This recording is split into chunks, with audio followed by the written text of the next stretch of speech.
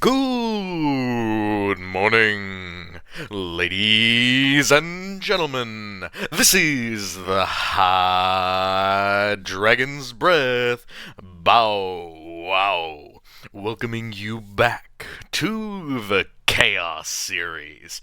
Well, this, sir, certainly did pop off, didn't it? Welcome to our Chaos Undivided video. We have now done a video on all of the Chaos Gods, and are now moving into the further considerations, a full theory-based video on Chaos Undivided and on its worship. So, starting out, worshipping Chaos Undivided. Why would anyone choose to worship all four of the gods? Well, there are a lot of different reasons. The first one is value judgments. From a pure practical standpoint, as a human being, it can actually be better to worship all four of the gods. Because they all represent certain levels or certain aspects of human experience and human emotion to varying degrees, worshipping all of them makes plenty of sense. Most humans are multifaceted, various levels of intelligence people, and are certainly capable of experiencing a wide variety of emotions, passions, aims, goals, and all four of the gods may embody that at certain levels. So there's a value judgment there. I don't necessarily think that Zeech is better than Nurgle, Slanesh is better than Khorne, or I just can't decide. The next one is confusion. Now, if you don't know the gods, if you don't know the warp that well, if your knowledge of chaos is limited to fragmentary evidence, bits and pieces that you gain from demons who appear and disappear, visions or dreams, inspiration, if you have that sort of disjointed connection with the gods, you might just say, I'm going to worship as wide as I can, I'm going to pick up every little piece of information about chaos that I can, and I'm going to incorporate all of it into a big basket of chaos worship. And more often than not, that will lead to you worshiping chaos undivided, or just chaos itself.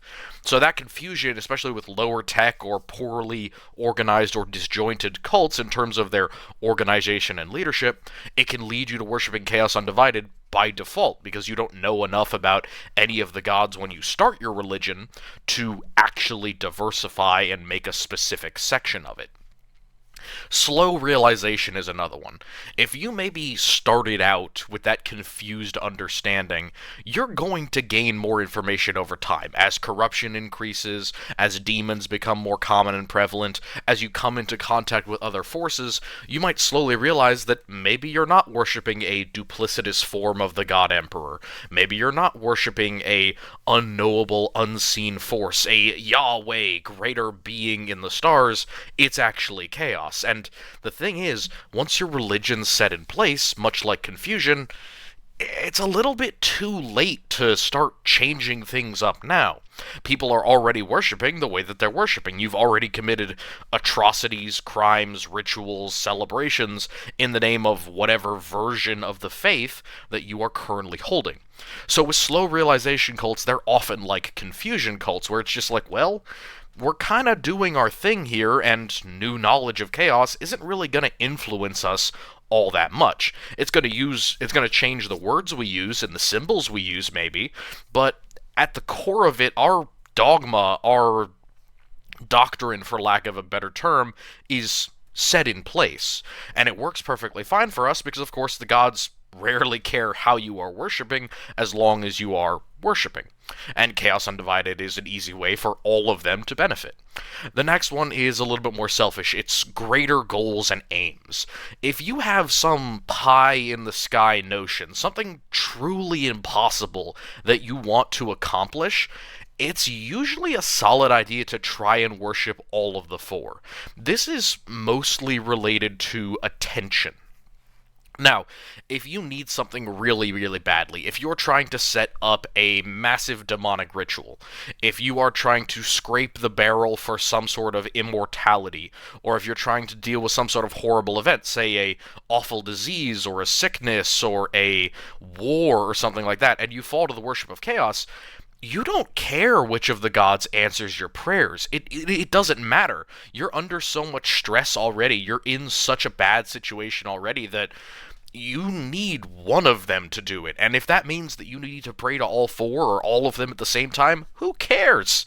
It really is not relevant because we're not in a church discussing theory here. We're on the battlefield swinging about our 8-pointed star in one hand and our auto gun in the other. We don't have time for complicated theological debate. I'm just going to pray to the chaos gods writ large so that maybe one of them will see fit to bless me and help me in my greater goals and aims. Then, of course, there is indecision. Now, you'll often see this with cults that worship two of the gods or all of the gods to the exclusion of one. So either 2 out of the 4 or 3 out of the 4, which we don't have a lot of evidence for this. There's very few cults that we can really say worship 2 gods in particular, but there are lots of cults that we can say worship Chaos Undivided and then specialize or prefer or even rotate out what god is in primacy at the moment. One of the examples of this is actually the Blood Pact, my faction. The Blood Pact are rightfully called a Khornate cult. However, they are not a cult of Khorne. Their origin is not as a cult of Khorne. They are a cult of Chaos Undivided, who, because they are at war by the time that we meet them in the series, they are venerating and blessing Khorne, because they see Khorne as a god of war. Why would you pray to a god of the harvest, or a god of fertility, or even a god of creativity, when you're at war, and there's a war god right there for you to pray to?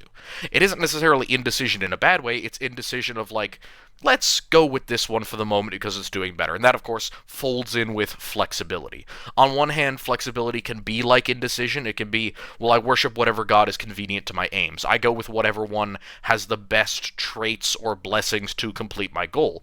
The other thing about flexibility is that some cults have people within them who don't agree. And if one faction worships and venerates Khorne and another faction worships and venerates Slaanesh, you don't want them to fight, you want them to work together. So, you call your cult Chaos Undivided, and then it is divided within the cult. One part worships Slaanesh, another part worships Khorne. And perhaps other separations will arise. Individuals worshipping Tzeentch, individuals worshipping Nurgle. And that flexibility allows you to form camps within a cult that specialize in certain things, particular importance here, without tearing the cult apart. Now, it can happen. There can be negative effects of this cell degeneration into different types of worship, but generally, at the very beginning, the goal is to prevent people from disagreeing too hotly. And then the last one, very similar to value judgments and greater goals and aims, is pure self-interest. If you as an individual think that your goals or your intent is so much more important than anything else, you're not going to pick one god in particular. For example, this is common within warbands or within various Chaos Space Marine formations that don't worship a god in particular. They're just chaos. They're chaotic. It isn't that they worship all of the 4. It's that they worship Chaos Undivided because they know the 4 give out the best perks to them. Essentially, it is a throwing a catch net into the warp and pulling out as many goodies as you possibly can. If I was just praying to Nurgle and I did a ritual, there's a chance that Nurgle doesn't notice me, and there's a chance that Nurgle does notice me. But if I am praying to Nurgle, Tzeentch, Slaanesh, and Khorne, while they may not appreciate the fact that I'm lowering the amount of worship overall, I am at least getting 4 draws at the gotcha game that is my ritual, essentially. Trying to pull that XX gold rare SS creature is pretty important, and as a result, if it's pure self-interest, if there's no real religious dogma to you, if you're a pragmatist, you might choose to worship Chaos Undivided. We'll see some factions that do that in a bit. Why is Chaos Undivided so different from single god worship, and why does it affect attention? Or does it? Now, Chaos Undivided is inherently different from individual Chaos worship. Chaos Undivided relies or requires that you can think about multiple things, multiple doctrines and dogmas and goals and wants at the same time, which is complicated for some people. I mean, rarely do you have people, even in the modern day, who worship multiple religions and actually keep multiple religions' tenets to a letter. Now, I'm not saying that chaos religion is exactly like modern religion. Matter of fact, they're very different. But let's look at it like a cult. If you were part of a modern day cult, could you easily be part of another modern day cult? Not very likely. They have different dogma, different rites, different doctrines, different diktats, things that they like, things that they don't like, and very often those things literally overlap. If you're worshiping and praying to Zeech for progress and ambition, and then worshiping at the same time to Nurgle for progress and ambition, well, one of those gods appreciates progress and ambition, and one of them doesn't. If you're praying to Khorne for strength and praying to Slaanesh for strength, Slaanesh is probably not going to grant it, but those are just some examples of prayer. What about actual attention? What about gifts? What about the feedback from the gods that you get on this worship? Now, obviously, there is the mentality here. Think about with your children. When you have multiple children, do you divide your love amongst them, or do you multiply the amount of love and attention you have and you give it out equally to each of them? Well, obviously, you multiply and give it out to each of them equally.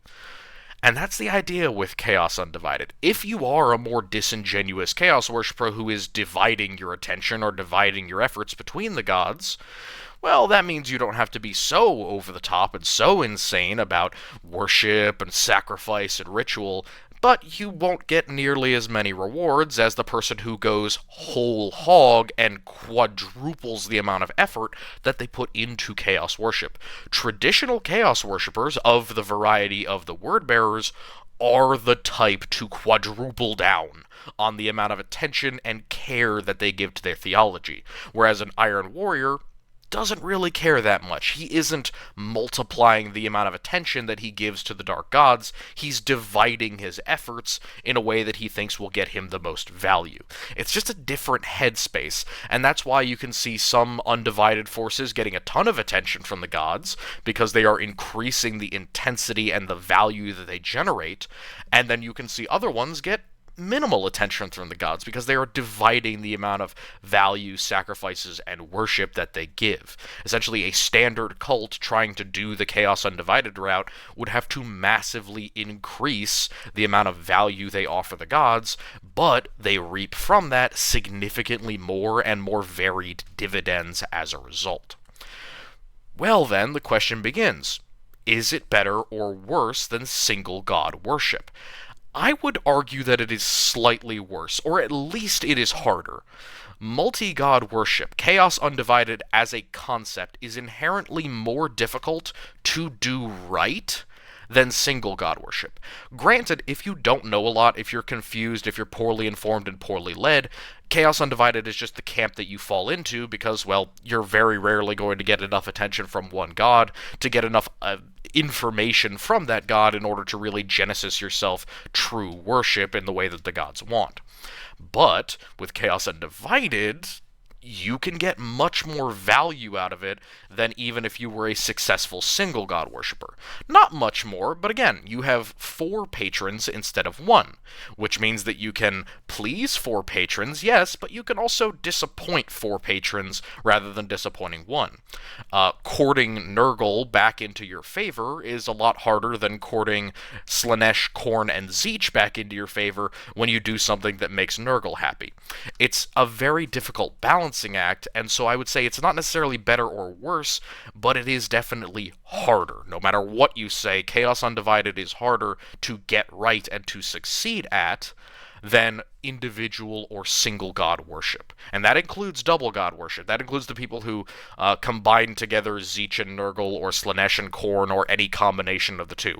Those guys have almost an even harder time, but they often usually do it for a specific reason. However, we've just gone over the basics here. There are many varieties of worship and also many varieties of theory, so let's quickly get through the theories. And these are some aligned ones that I've done throughout these videos.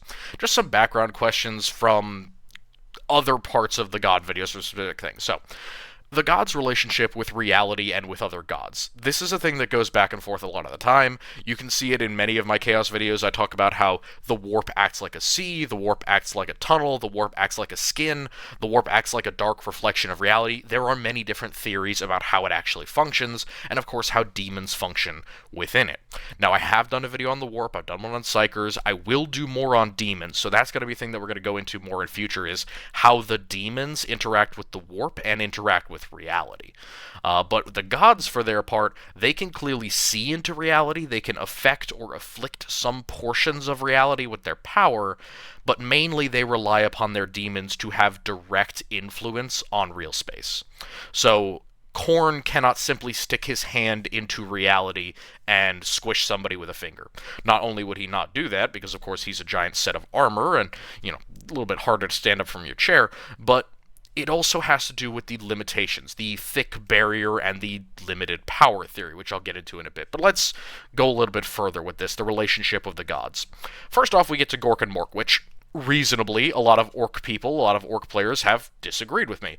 In my opinion, Gork and Mork are scions of or orcishly corrupted versions of Khorne.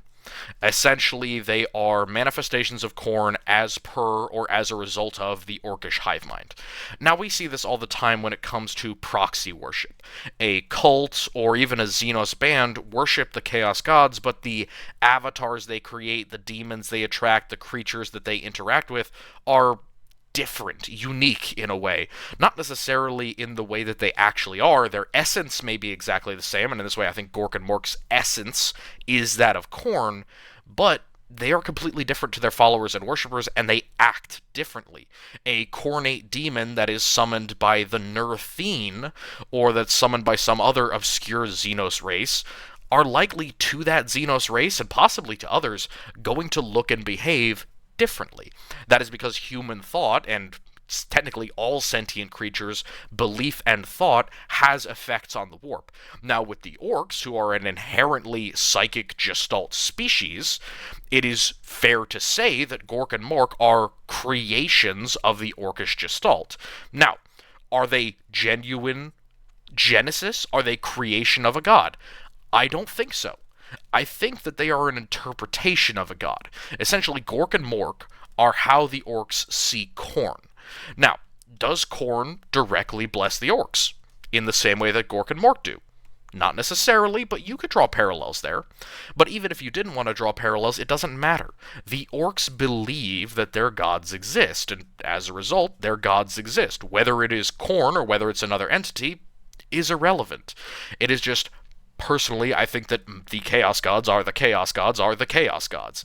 Any other gods are either aspects, chip off the old block theory version, or related to in some way. Again, through the idea that they can not be genesised, but rather rehashed or reimagined through the use of worship and, belief, essentially. Complicated way of saying that there are disagreements on what exactly Gork and Mork are.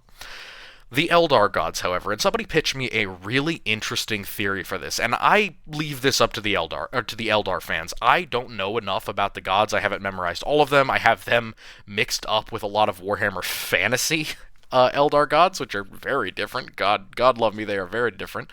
But the Eldar gods, the idea that somebody gave me was a modified chip off the old block theory. Now, if you haven't watched my Khorne video, I have something called the chip off the old block theory, which is that unlike all of the other Chaos Gods who create their demons with power, with energy, with sorcery, Khorne's demons are literally Khorne. They are a piece of his armor, his self, his soul, chiseled out of his actual form, and then created in reality, which is why they are so attached to him, why they are so different from the other demons, and why they require weapons, because they are a genesis from his body, from his form, and they are not created with weapons, because those weapons are not part of Khorne, essentially, so he has to make them for them.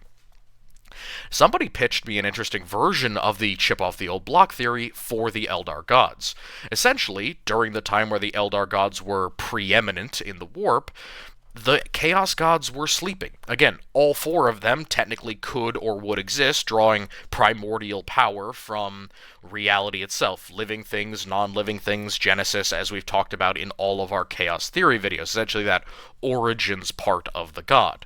Now, Slaanesh, you could argue, was or was not there, is or is not there, but the theory that this person gave me was that perhaps the power for or the blueprints for many or even all of the Eldar gods were taken from the sleeping Chaos Gods. Essentially, this mass of sentient or semi-sentient warp power existed in the form of the sleeping gods, and so the Eldar, being an inherently psychic race, reinterpreted those mounds, those thought forms, those powerful entities that were not yet awake, were dormant within the warp, and used them as a blueprint for their gods. Of course, modifying them in the way that we know all belief and worship modifies the warp. So the connections were things like Cain and Khorne. They are related to each other, but they are different, and they have some affiliation for each other. They have some affinity for each other. Not only do they share domains, they seem to share an unnatural kinship. Khorne at least seems to worry or care for Cain, not in an actually caring way, but in a I'm willing to defend my buddy way.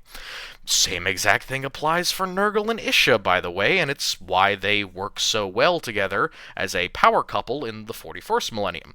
Perhaps they aren't just a couple, perhaps Isha, like Cain, is actually a piece of the dormant Nurgle, is an aspect of his power taken long before the gods themselves took form. Again, it's a theory, but I really like it. It's intriguing, and it doesn't have to be just one god. I mean, obviously, Cain and Khorne's an easy lineup, Isha and Nurgle's an easy lineup. Who's an equivalent for Slaanesh? Who's an equivalent for the Laughing God? I think it would be reasonable to say Tzeentch, but, I mean, you could argue it either way. I would love to hear our Eldar fans' opinions in the comments, because that's a big one that got my noggin jogging a little while ago. But, moving on from our modified chip-off-the-old-block theory, let's talk about ones that people were very upset with me for going over, because I denigrate them very often. The additional gods, the ones that are in the warp, not in the warp, included, not included, kind of exist, kind of don't exist, have lore, but they've been forgotten. Obviously, our biggest perpetrator here is Malal/Malice. Malal/Malice. There are space marines associated with Malal. There are planets associated with Malal. There are giant black holes that are associated with Malal. And yet, Malal, or Malal, depending upon how you pronounce it, is not really respected. He isn't given any real street cred, and no one really worships him, to my knowledge, in the modern 41st millennium. Malal, or Malal, or just Malice, if you prefer that, is a god of evil. Like, it's not even like evil for a purpose. It is actually intentionally evil for the sake of being evil. Evil for the sake of being cruel, of being evil, of being terrible. Essentially, as close to being evil as you can. Just diabolical levels of bad. And that's what he's a god of. This really nihilistic, destructive mentality that bleeds into a lot of his Marines. Now, what do I think of this god? Does he deserve an entire video? No. No offense to the folks who are big Malal fans, but the Sons of Malice are probably all dead. We've been given a lot of information as to where they may or may not be at the moment, but they haven't shown up in a brick.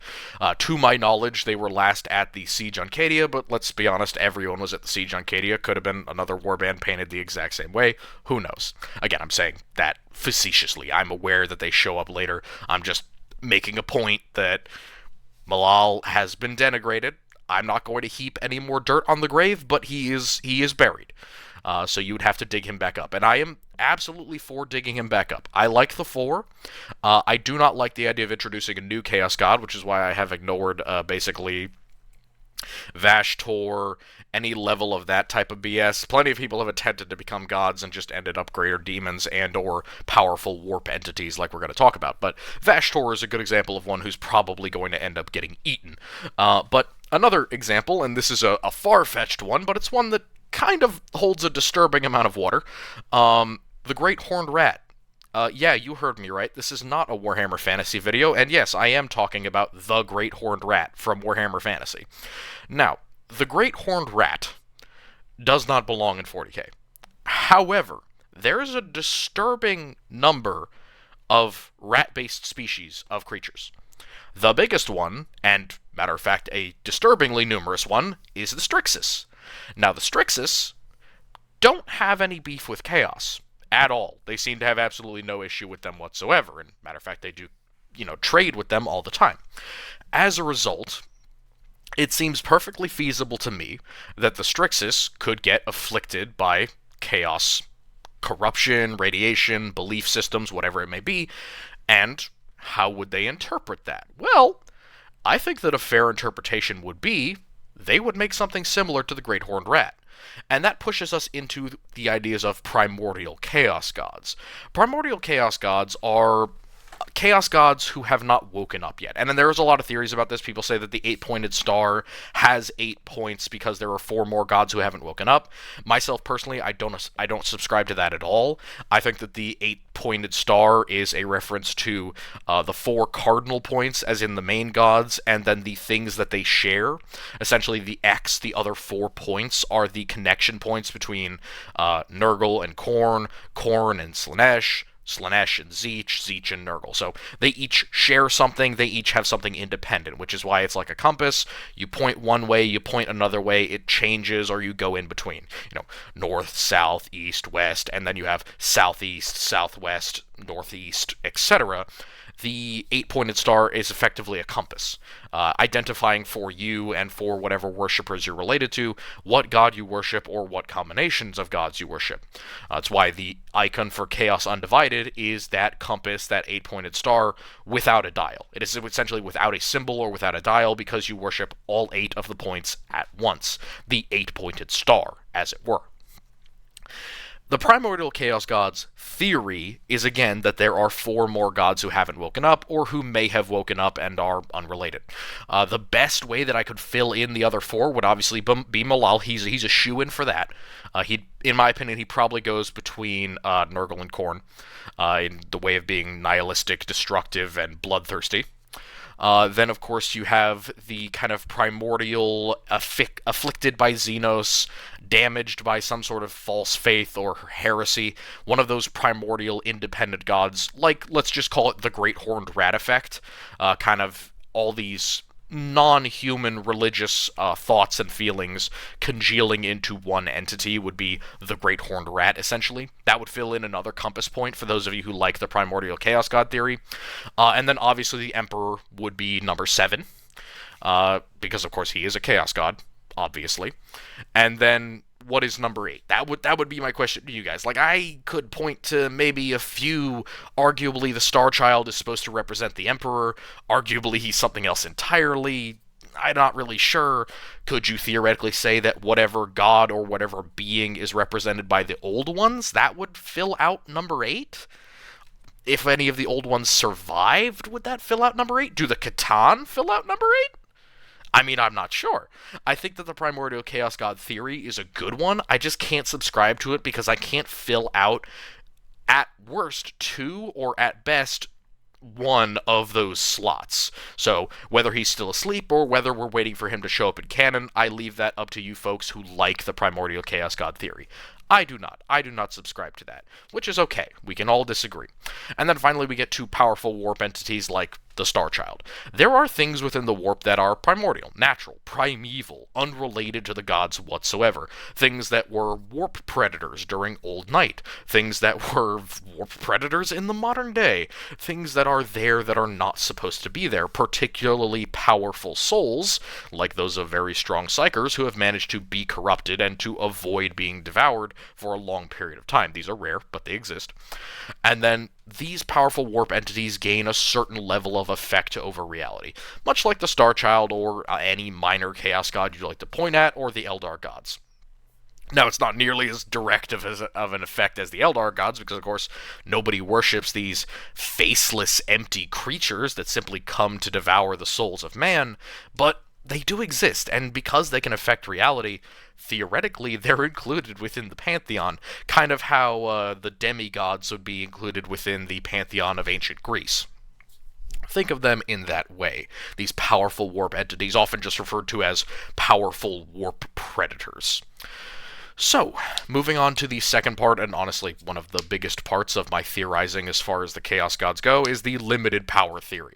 It is essentially a modification off of the weave theory from Warhammer Fantasy. Back in Warhammer Fantasy, there's the rule about, like, oh, there's a barrier between the realms of chaos and the realms of reality that the gods can't pass through, otherwise they would just go all the way through and be in reality. It's not nearly that simple in Warhammer Fantasy. There's a lot more rules to conform to, and the limited power theory is much more complex. It's a lot easier in this video to straight up explain what it does. And this has been mentioned in the Warp and in the Chaos videos. Essentially, Chaos and all of the gods have limits in reality.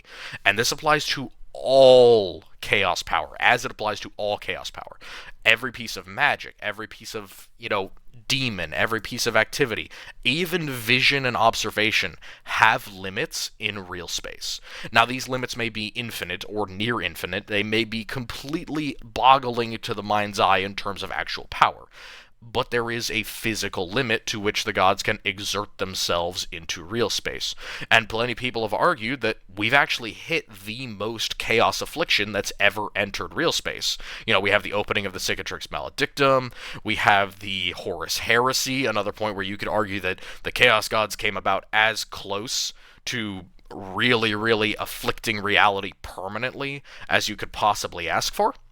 But for all of that, there are limits. The universe can't just be remade in the eyes of the gods. There are physical and often logical limitations to their effects on reality. And this plays into something that I call the Spotlight Greater Demon theory. Essentially, because greater demons are so important, they are so complex, and they are so time-consuming and power-consumptive to keep out in real space, each of the gods has a limitation on how many greater demons they can have in real space at one time, or sometimes have active in the warp at one time. Again, they exist, they are in the background, all of them, however many you want to say, but there's a certain number capped that they can send into real space, and then of those, there's a certain number capped that are exalted greater demons. Essentially, the most powerful things within the material universe, the Chaos Gods have a set limit. And it's for various reasons, as we've gone over in the various Chaos God videos. But that's enough theorizing. Let's get into theorizing, or rather, theology. First off, we have the one that I think the most people who are familiar with Chaos are familiar with: traditional Chaos Undivided.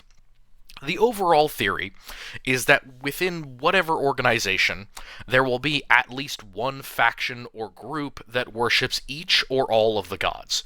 So, either one group within your cult, warband, legion, whatever, is dedicated to each god, and then there is one undivided group that is worshipping for all of you or with all of you, or the group is fully undivided. They are fully believing in all of the gods at once, changing between the gods. So, worshipping one here, another there, all of them together at the same time, but focusing upon truly venerating each one. We're not just paying lip service to all of the four. We are actually following the tenets of all four Chaos Gods simultaneously within the same organization. This is one of the hardest ones, and the goal of this is worshipping all four gods to maximize the amount of power and the amount of value that we get out of it. Essentially, if we can correctly follow all four sets of tenets at the same time, we can max out our gains, exactly like we talked about before with self-interest. Now, it is the traditional system, but it is not the oldest one. Actually, there are several that you could argue are older than traditional Chaos Undivided worship, but it is pretty old. And it is most qualified in the Word Bearers and the Black Legion. Their mentality is equality. I put that in scare quotes. Equality. Because usually some people within the organization are more equal than others in the eyes of the gods. But The Marines are more important than the humans, yes, but all of the goals and vices of everyone involved are theoretically taken into account with this. This is big with the word bearers and why they have some of the most interesting relationships with their cults and their cultists. They try their best to really instill chaos worshipping principles within their mortal followers so that they can get the most out of their traditional chaos worship. Like I said, you can have multiple dedicated groups. You can have a Khornate group, a Nurgle group, a Tzeentch group, and a Slaanesh group, but as long as the word bearers are the one organizing and actually channeling and receiving benefits from these cults, then it's chaos undivided. Even if you might be a sole follower of Nurgle, if your overlord is a word bearer channeling your worship to all four gods at once via other groups, that technically takes into account the fact that you're allowed to worship Nurgle solely. Now, do the word bearers like it if their cultists worship one particular god? No, that takes away from the whole point of worshipping the whole pantheon. But it would be perfectly reasonable if a cult that they had seeded or if a cult that they had organized happened to prefer one god. All they have to do is start other cults that worship the others and balance it out. It's a massive balancing act, traditional Chaos Undivided worship. And within the Black Legion, it's more about representation than anything. It's, we have Berserkers over here, we have Plague Marines over here, we have Rubric Marines over here, and way there in the back we have a bunch of Sound Marines for the sound check. Worshipping on the battlefield rather than worshipping in a chapel like the word bearers would. Now, of course, they are both warriors and they both worship on the battlefield, but the Black Legion also have that same mentality of equality. Everybody's goals and theoretically their vices are taken into account with this type of worship. But there are two major caveats. There are two versions or flavors of traditional chaos worship outside of the ones that are directly impacted by combat. The first one is the servant mentality. The servant mentality is present within some word bearers, but not all. But it is also present within a lot of human warbands that are undivided for whatever reason, or human cults for that matter. And that is the idea that mankind exists. Mankind originated. Mankind is related to the warp in such a way that they are to serve the gods to the maximum benefit of the gods. It's essentially the idea that I'm not doing this for me. I might be doing it for my eternal soul, for my eventual reward, for personal reasons, but I am not doing it so that I can get direct rewards. My praying and self-flagellating and killing people, I'm not doing it for me, I'm doing it for the gods, who will then provide something to me. It's a very interesting dichotomy with the second mentality, which is the master mentality. Man can become gods with the power of chaos. Our eternal reward is not in future, not some nebulous date, not after our death, not whenever the gods feel like it. I can harness and use chaos to personally make myself better than everyone else. And this is the Erebus mentality as opposed to the Corphiron mentality, which is the servant mentality. Erebus is a great example of using and abusing chaos powers for one's own personal gain or self-aggrandizement. Now, Chaos Undivided worship, of course, applies directly to that, because if you can balance all four gods, you get the maximum benefit of all four of those gods. You're not locked into one, and you can pick and choose, which is a very common thing amongst the masters. They like to custom design their blessings, their worship, their gifts from each of the gods. Kind of the difference between walking into a poorhouse or a goodwill as a servant and just saying, I'll work, I just need a coat, please. When I'm done with my shift, can I get this piece of clothing so I don't freeze on my way home? And the master who walks into a TJ Maxx or a Sears and grabs a bunch of things off the shelves and then walks calmly out of the store knowing that he dropped about $200 in the till and doesn't have to worry about actually interacting with other people. Now, there are plus sides and downsides to each of these mentalities, and they don't have to be present for you to be a traditional, undivided chaos worshipper, but they are examples of how this can kind of be slanted in one way or another, if you follow me. So, the next one up is disingenuous worship. Genuine disingenuous worship. No sugarcoating it here. The overall theory of disingenuous worship is that within this group or organization, again, legion, warband, cult, whatever, there are individual specialists or remnants of other groups who worship for us, on our behalf, or when we ask them to, but the group as a whole does not align, or sorry, the group as a whole, while aligned with chaos and their aims, i.e., destroy the Imperium, the government, whatever it may be, does their best to avoid intersecting themselves or being corrupted by chaos. So we serve the same goals, we serve the same aims. We're all looking for the same thing here. Me and the Chaos Gods, we're on the level, we understand. And we've brought along a few toadies, some buddies who like to go in the corner and huff paint fumes and pray to you. They're fine and good, but you're not going to corrupt us. You're not going to mutate us. We're not going to get visions from you or ask for your blessing on anything that we don't want done. This can happen either by intent, aka we're intentionally excluding, mixing up our fate with the gods, or the warp, or mutation, or even their blessings sometimes, so we're intentionally separating ourselves, or it can happen by negligence. So if you have individuals within your group who are chaos worshippers, and you don't know what chaos is, for example, if a cult has infiltrates who are chaos worshippers, but as a whole they're just a revolutionary organization, not affiliated with chaos officially, well then you can end up with disingenuous worship. It's like Steve and his group of crazies, well, they believe that this god off in the distance can help us, and well, they're all crazy, yoked out, and don't feel pain anymore, so we'll let them operate, we'll let them do their thing, and we're just not going to get involved, essentially. We pretend that they don't exist.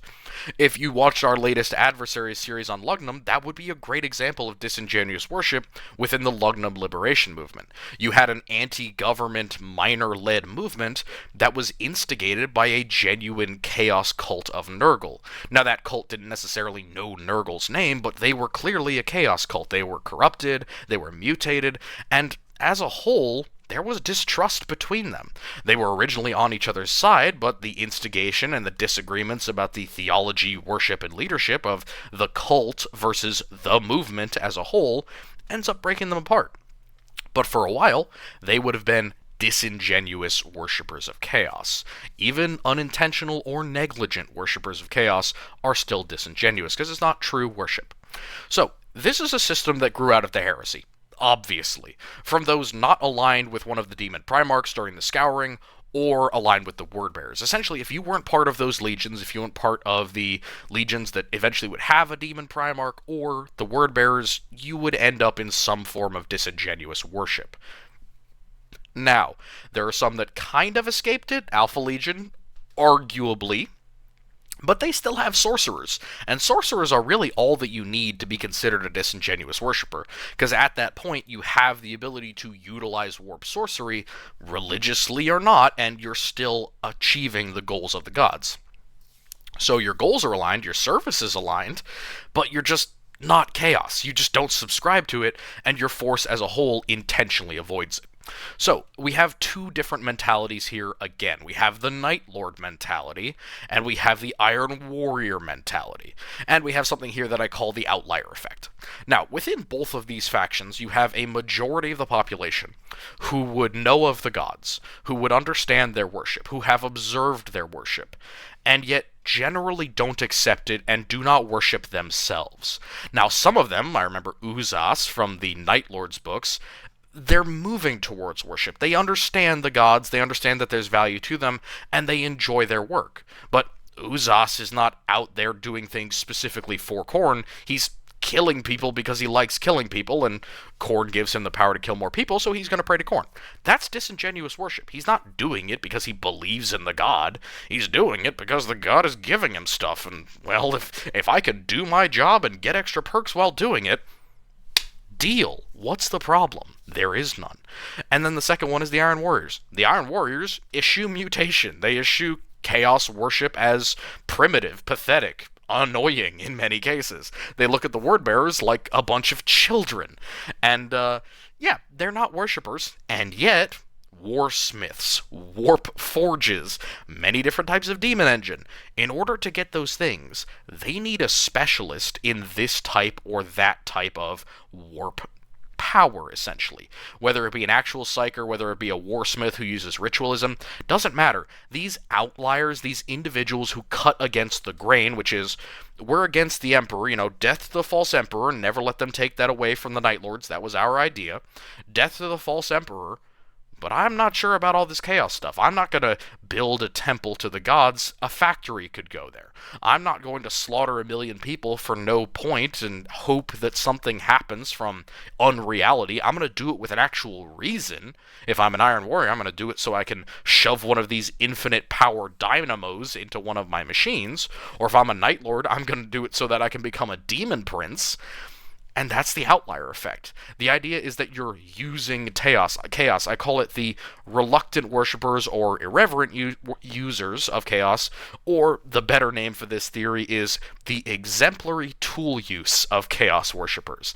They're using chaos as a tool. There is no love there. There is no appreciation of the deeper, more complex or interesting forms of chaos worship. Not only is it irrelevant, quite often it's just written off as pointless, stupid, straight up childish in many cases.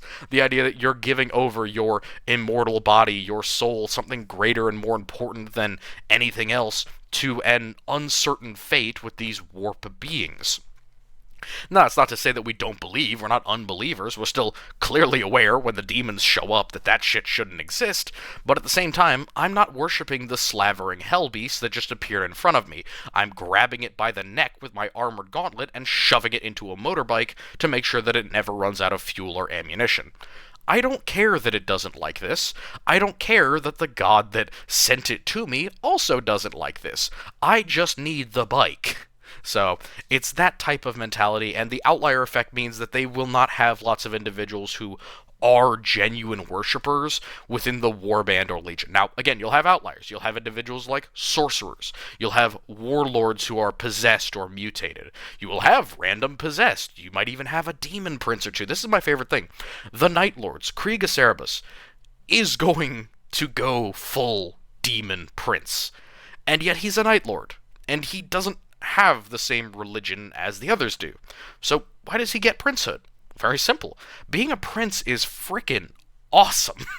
Being a prince gives him the ability to be so much more powerful and achieve his overall goal, which is the destruction of the Imperium.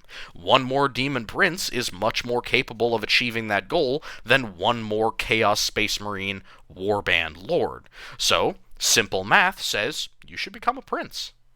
It's that type of mentality with disingenuous worship. On to possibly one of the most common and the next oldest type of chaos worship.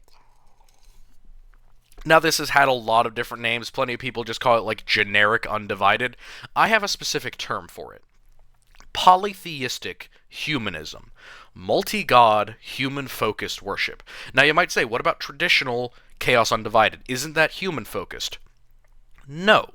There is always a focus, instead of on the humans, on the god, and sometimes it's on the Astartes and then the god. So, polytheistic humanism puts the human first. It is characterized usually by a shallow knowledge of chaos, both theology and literally. You literally don't know that much about chaos to fall into polytheistic humanism. And the other thing is, you don't know a lot of theology. You don't have preachers. You don't have a Chaos Space Marine who can tell you about the warp. All that you have is maybe some captured psychers who can tell you that there's things speaking and demons walking around, but they don't know the bigger picture. They haven't really been taught it. They've just been taught that it's a threat, that it's a danger, and that you worship it. And, well, that kind of leaves you holding the bag as to what exactly you're doing. And that means that these are usually related to outlandish or remarkably unique beliefs about the gods and chaos as a whole. They're trying to recast the impossibility of the warp into human terms. Remember, the warp in our minds is something that makes sense. It's logical. If you're a normal human, the warp doesn't make any fucking sense at all. You have no idea what this literal hell domain filled with soul-eating creatures and ruled by soul-hungry gods, You don't even know what that means. There is complete and utter lack of knowledge within most of the Imperium about any of this. It's one of the reasons why people are so afraid of Psychers. Psychers at least know a little bit more than them. And so they have to recast the warp, they have to recast demons, they have to recast worship into human terms. They need to rewrite a unwritten book, for lack of a better term, which is very, very interesting and why they tend to be so oddly unique. And this is how it happens. Essentially, they end up worshipping all or a mix of the gods using proxies or pure seeking of vice and virtue. Now, proxies we've already gone about. You don't worship Khorne, you worship Karnath. Karnath is basically Khorne by a different name. You make idols of him that look kind of something like the bloodletters that you've been seeing around. Karnath really likes it when you stack up skulls next to his altars. Cool, you're basically worshipping Khorne. I mean, you're basically worshipping Khorne. And this is how a lot of these early human cults that don't have a lot of connection, they get started with. They summon one demon, they see it, and they're like, oh, a god. Or they have a demagogue who gets blessed and starts to look very demonic, and they go, oh, a god. And so they worship it as a proxy. It's not the actual warp deity, it's not the actual god, the official dogma of chaos, but it's good enough. It's close enough. And in terms of Chaos Undivided, it's perfect. That's all you need. All you need is something to pray to, and as long as it's anti-imperial and related to the warp, it'll probably do the trick. And then the other side is, you don't necessarily even need to find a real proxy. You can go straight up hedonism. You can just go straight up, I want to do X or Y, or I want to accomplish X or Y. I don't care about the methods that I need to accomplish that. If I want to accomplish people that I don't like being killed, and I put all of my effort into it, and I put all of my force into it, and I have everybody just pray on the downfall of these people, that could technically filter into worship of Khorne. If I wanted to pray away a disease, if I wanted to have faith and believe that I could excoriate the bodies of the ill, and that will cause them to be healthy again. I'm not worshipping a god, but I sure as hell am worshipping the idea of Nurgle. If I want to change society, an uprising, a future where mutant and psyker alike can live as one in a unified society, led by me, the all-ambitious leader, well, my goodness, you may have a big head, but you are also probably praying to Zeech by technicality. And this also includes if you're just praying to the Emperor for these things. If you're praying for vice or the wrong type of virtue, the Chaos Gods don't necessarily care if you use the Emperor's name, as long as you're worshipping things that they approve of. This is often why sometimes there will be instances where genuine Emperor worshippers will get blessings from the gods. They'll get mutations, and they'll be like, what the hell? Is this the Emperor working through me? No, you just made Khorne really happy by lopping that dude's head off. So he decided to give you bullhorns. Like, it's complicated, but at the same time, it's one of the most simple forms of chaos worship because, well, anyone can do it. Anyone can succeed in this if you just go along with natural human instinct. Release your inhibitions, feel Khorne bless your skin. That type of mentality. And it is often related, as a result, to wildness characterizing these cults, madness characterizing these cults, trying to please different thoughts and ideas in your heads, trying to put different concepts into a lot of people's different brains. Well, that can drive a lot of people crazy, not to mention rampant chaos corruption that isn't controlled for or ritually purified at all. Wildness, and then, of course, unguided cults are very common here. What do you mean by unguided cults? Oftentimes, cults are guided by a demagogue or a Chaos Space Marine or some other force that is helping to keep them in check, helping to direct their worship in a productive direction. Because, of course, there are versions of worship that are not very productive. Slamming your head into a wall, while possibly very holy in your religion, is not really pleasing the gods all that much. Like, there's a tiny bit of it, self-flagellation for Slaanesh, and if you do it for 20 days straight and you start making a flat spot on your skull, maybe that's pretty impressive for Slaanesh, and she could be like, alright, cool. That flat spot is permanent now, that's your blessing. But, yeah, it's a This polytheistic humanism is a thing for people who don't have direction with their worship, and oftentimes don't have direction with their movement. They're less organized, they're poorly led on occasion by somebody who doesn't necessarily know what they're doing, and might not necessarily have a goal. You could have a nobleman who's just an absolute pleasure seeking dog, just a 150% goon who does nothing else and manages to please the Dark Prince. Did he intend to do that? Did his followers intend to do that? Who knows? Does it really matter? Technically, no. You just follow your instincts as a human being, and if you do it to enough extent, you become a chaos cult. Congratulations. It sucks. Not really, though. So, the other important thing here is that humans, given access to unlimited power, again, the power is limited as we talked about with the theory, but in their eyes, unlimited power, or the potential for unlimited power, go wild with how to get it. The moment that you summon a demon, the moment that you have a blessing, the moment that you have a mutation, the moment that you're given a vision, these people go nuts in polytheistic humanism because they've been given the first thing, the first step. Our gods, who we don't even know yet, have recognized us. We're on the right track. And it's the best part of the cultist mentality that they're all down for it. And that's why I picked this guy as an example. Now, this guy is heavily mutated. His muscles are horribly messed up. He's got tentacles everywhere. His face is a mess. He's got a rebreather. He's got an extra arm. This dude started out as a regular human being. And each time that he got a new mutation, saying he's the demagogue, each time that he got a new mutation, each time that he got a new blessing, each time that God talked to him and then he grew an extra tentacle after, he ran into all of his followers in the big room where they're all praying. He threw himself in front of them on the ground and he said, "God be praised. Slanet be praised. I've been given a vision. I've been given a blessing. Behold my new appendage, and know that God approves." And then they rally and they all, God approves. 10 toes down, double down on whatever we're doing. Are we currently digging a hole? Dig that bitch to China. We're going all the way. It's so endearing with these little cults that don't really know what's going on, that don't really understand what chaos is, and they just get the tiniest little scrap of attention, the tiniest little piece of blessing, and they go wild, hog wild for it, and they try hard as they can every aspect of their actions into trying to maximize it. And here is why, and this is the humanism part, the fact that it's human focused. The phrase, demon princes one and all. This is an inherently paradoxical phrase.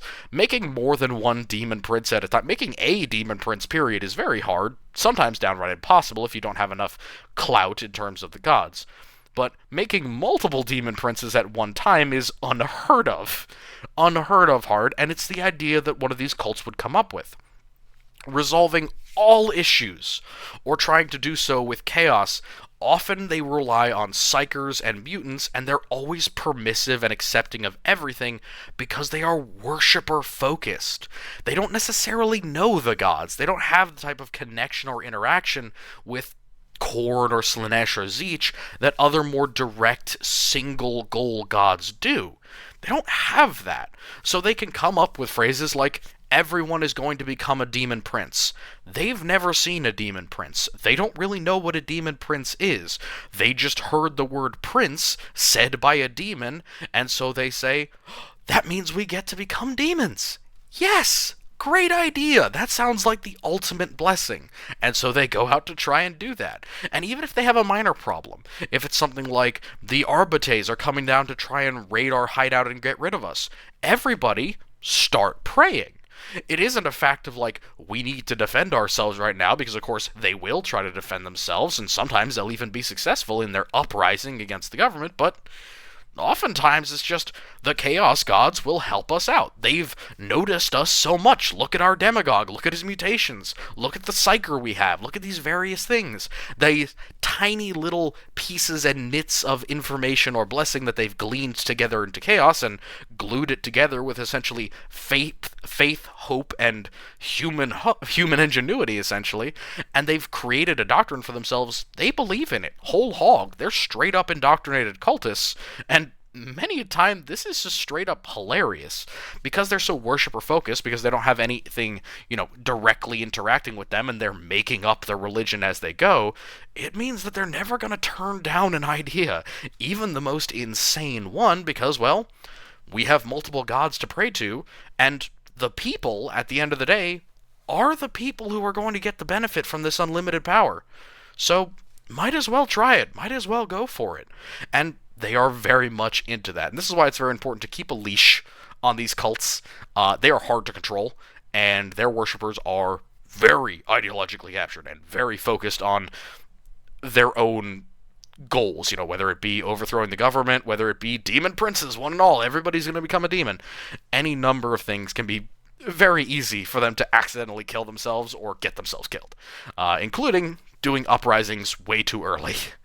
So quite often these happen when cults have no idea what they're doing, and they are disorganized and have very little knowledge of the gods. So one of the most interesting factions, in my opinion, one of the ones that would have arisen before the heresy, technically. Again, I would rank it as the second oldest, right before traditional worship. It'd be those individuals who were afflicted by chaos or affected by chaos in some way, but they had no idea what the chaos gods were. So during the heresy, they would have just looked like renegades, or anti-imperial sentimenters, or even members of the imperial government who were tainted in some way, and then they just got written off. That would be polytheistic humanism, and it is much more popular in the modern day. I mean, chaos knowledge has grown a little bit, but polytheistic humanism can literally jump up anywhere. And these cults can range in size from 5 people to 5 million people. They're massive. Or tiny. It just depends. Finally, on to, the last slide of this one. We have one of the most interesting slides, in my opinion. We only have 2 things here, but this is proto-chaos theology. Proto-chaos theology is something that's kind of debated. It is arguably the earliest and the oldest form of chaos worship from humans. Technically not from Xenos. You could argue that before that, long before that, there have been Xenos worshipping the gods. But at least for humans, proto-chaos theology is the oldest form. And it's various forms of early human, elemental, ancient chaos worship. It is the idea that these are the people who wrote the book on what chaos worship is. They were worshiping the gods before Horus was a thing. They were worshiping the gods before Terra was unified. They were worshiping a being in the warp, theoretically, way, way, way before the Emperor even revealed himself to mankind. So, they have been around and active for this period of time. As a result, they fall into one major camp, but then one camp that we actually know a lot about and have great examples of. So we'll go with the elemental worship first, and then we'll get into my faction, the Blood Pact, and how they see their proto-chaos theology. Elemental worship is similar to humanism in that it keeps humans at the center of it and doesn't glorify the gods or Astartes or anyone else above the individual human, but it is heavily steeped in symbolism and tradition. These guys know about chaos. They know so much about it that it's baked into their society. It is tattooed onto their skin. It is an inherent and built-in part of their entire history and way of life. It is heavily revolving off of human traits mixed with chaos. Now, this could be various things. It could be people who go into the excess of Slanesh. Those individuals in a traditional human society would be shunned. People who were horribly lustful or deadly violent or sadistic or masochistic. They would be shunned in traditional society. In a proto-chaos theological society, they are embraced. In fact, elevated in terms of honor and value within society, because they represent some of the theology adherent to the gods that we know. And then it also includes others, abnormals. Psychers are a big one. Someone who can directly connect with the warp, whether it be safely, unsafely, visually connecting with the warp, or psychically connecting with the warp, it doesn't matter. The fact that this can naturally genesis within human beings and is such a clear connection between the gods and our society means that psychers in these societies are often highly prized. And then the second one is mutants. Mutation and sometimes even abhumans are considered valuable by these elemental worshipping society because that's an indication of something. A baby born with a pig's nose and tentacles is blessed of the gods. Not necessarily because they're better at surviving or living, they are still a mutant in a probably feral society, but they are protected. They're considered valuable. They might grow up to be a seer or to be a champion warrior. It doesn't really matter what the mutation is. Mutations are often considered better because they are a connection with the gods. Now that can vary, but generally at least psychers will be venerated in these societies, or they will be very important as they're considered seers, witches, connections to the gods.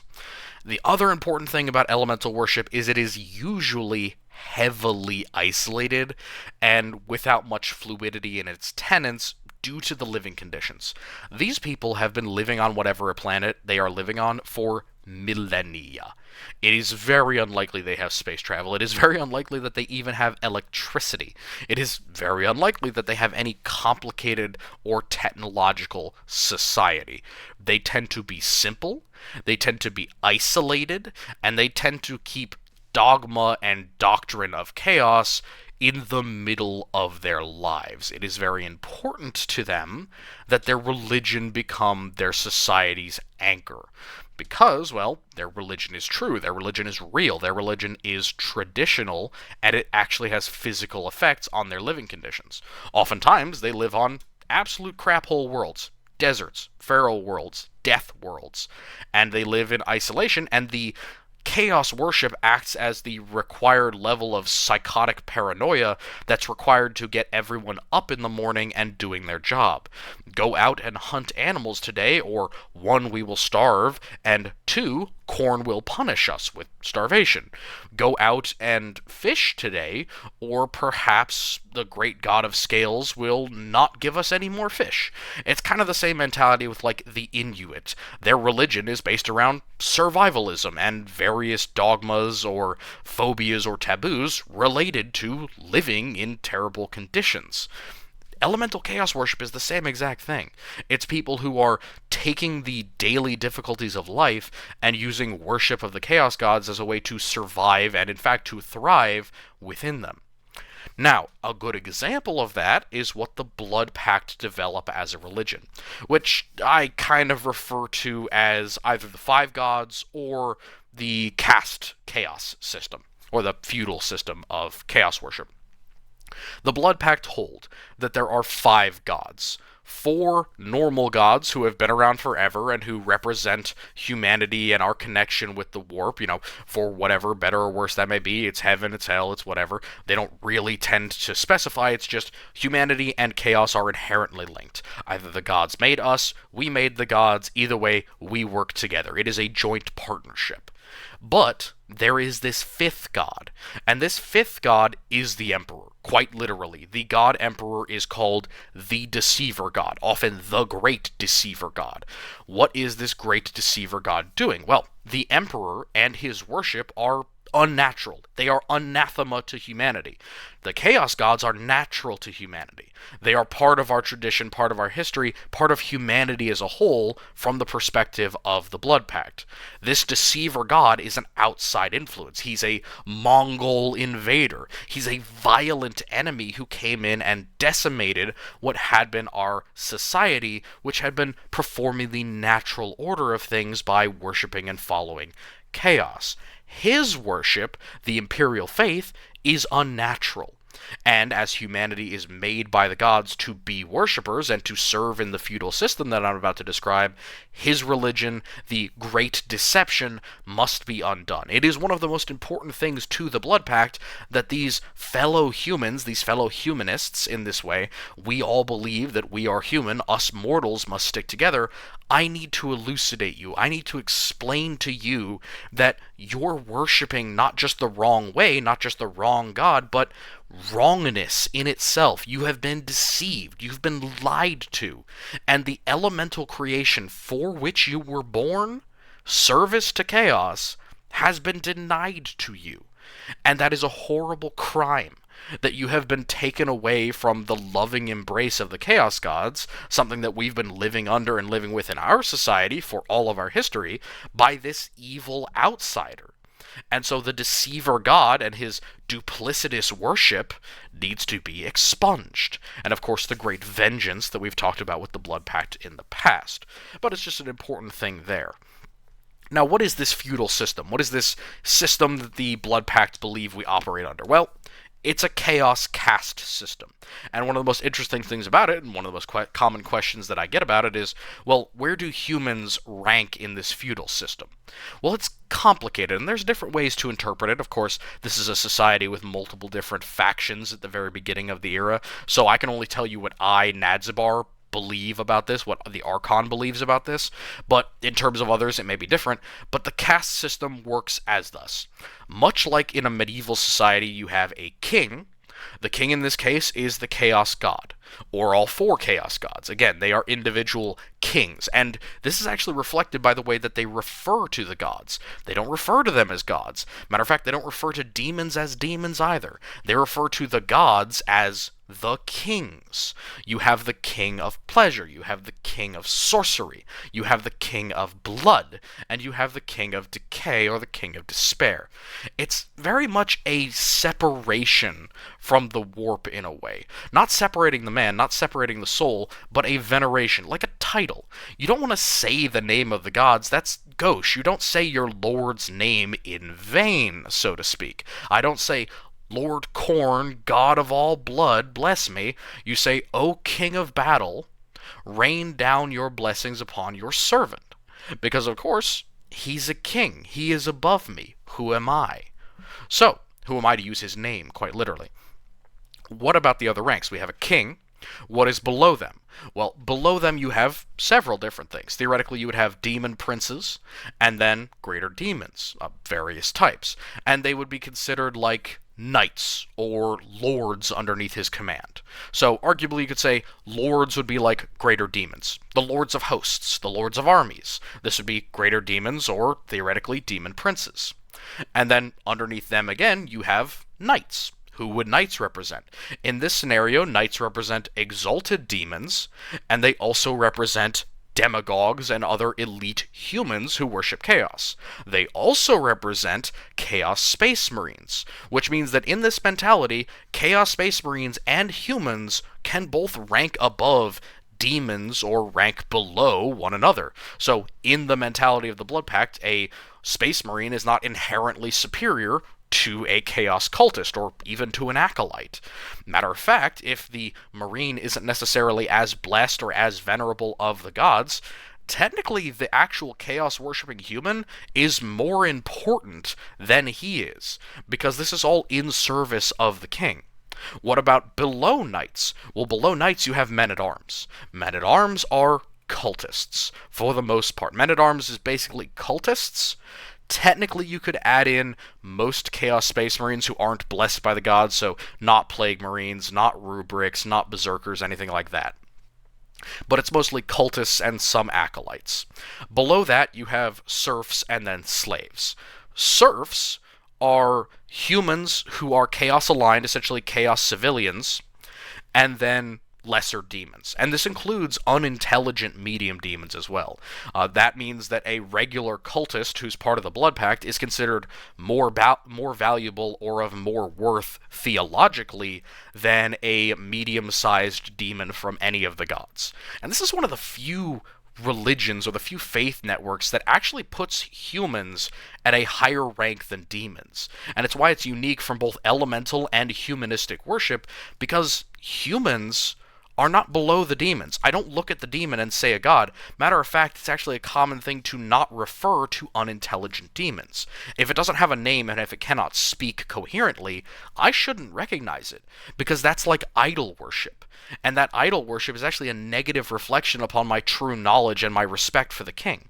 If I look to a serf or I look to a slave and I say, "Oh my, how beautiful, how wonderful, how much you represent the king," that's actually disrespectful for the Blood Pact to do, and it's why they often just outright ignore demons altogether. They will not speak to them. They won't even look at them. They will not refer to them in a way that both protects them, because they're not actively thinking, worshiping, or believing in the creature. It weakens them by that extent and prevents them from possibly having negative repercussions on the Pact Son, but it also is a direct portion of their religion that they don't give lip service to lesser or medium demons. Now, exalted demons and greater demons, that's a different story. Those are knights and lords. You listen to them. They're intelligent. They can think. They speak for the king. Serfs, helots, slaves, no.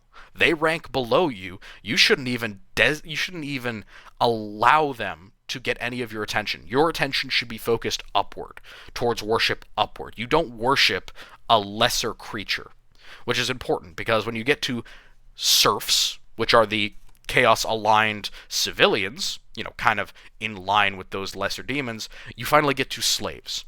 Slaves in this system are not slaves in the traditional sense. They are not slaves forever. Nobody is supposed to remain in this class forever. Slaves are individuals who do not accept the faith of chaos.